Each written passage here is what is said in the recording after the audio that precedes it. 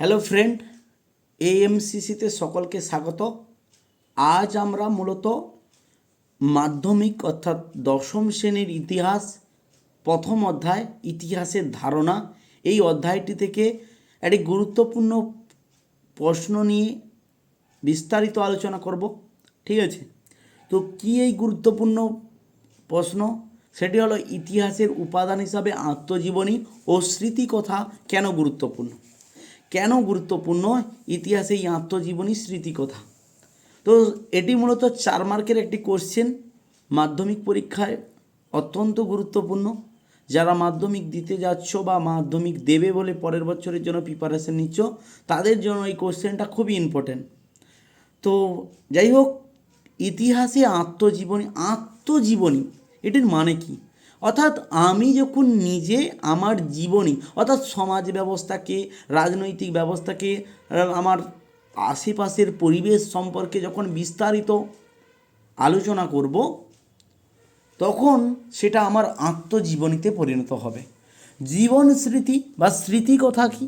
স্মৃতিকথা অর্থাৎ আমরা বিভিন্ন জায়গায় পরিভ্রমণ করি, বিভিন্ন জায়গায় যাই। আমার বাড়ির কাছে যেতে পারি, আমি অনেক দূরে যেতে পারি। সেই বিভিন্ন জায়গায় যাওয়ার পর সেখান থেকে একটা বিভিন্ন তথ্য সংগ্রহ করি। ঘুরে এসে আমি কাউকে গল্প বললাম, জানো কলকাতায় চিড়িয়াখানাটা এই রকম দেখতে, এই রকমভাবে চিড়িয়াখানার ভিতরে এই জিনিসটা রয়েছে। তো এই যে ব্যাপারটা, আমি যখন স্মৃতিচারণ করার পরে আমি লেখালেখি করতেছি, তখন এটা হয়ে ওঠে স্মৃতিকথা। অর্থাৎ আমরা শুধু যে স্মৃতিকথা মানে স্মৃতিতে যেটা থাকবে সেটা নয়। আমরা অনেক সময় কি হয়, অনেক কথা লোকের মুখেও শুনে থাকি। ঠিক আছে, লোকের মুখে শুনে সেটাকে মনে রেখে কখনো আমার ডায়েরিতে লিখে রাখি। সেই রকম ব্যাপারগুলোই হয়ে থাকে স্মৃতিকথা। তো ইতিহাস রচনার ক্ষেত্রে এই আত্মজীবনী বা স্মৃতিকথা কতটা গুরুত্বপূর্ণ এটা মূলত একটা সাহিত্য। কোনো লেখক এটাকে একটা সাহিত্যরই রূপ দিয়েছেন। কারণ হচ্ছে এটাই যে সাহিত্য যেমন কি হয়, আমরা কোনো কিছু সাহিত্য লেখার জন্য কি তার জন্য পরিকল্পনা করি, এইভাবে এখানে যাব, এইটা কোন লিখব। ঠিক তেমনি স্মৃতিকথা বা আত্মজীবনী হচ্ছে একটা সাহিত্য।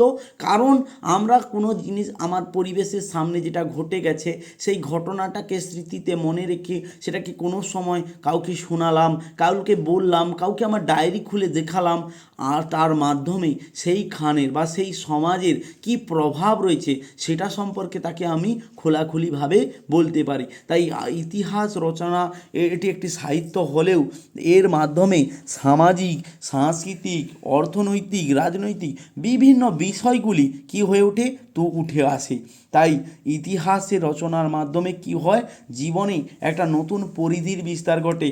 এই যে ইতিহাসের উপাদান হিসাবে স্মৃতিকথা কেন গুরুত্বপূর্ণ, সেটা বলতে গেলে আমরা বলতেই পারি যে এটা একটা সাধারণ মানুষের কথা উঠে আসে।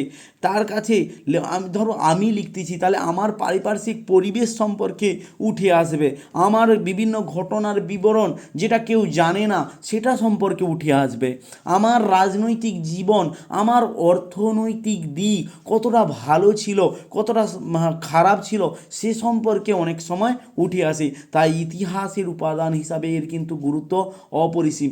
আবার অনেক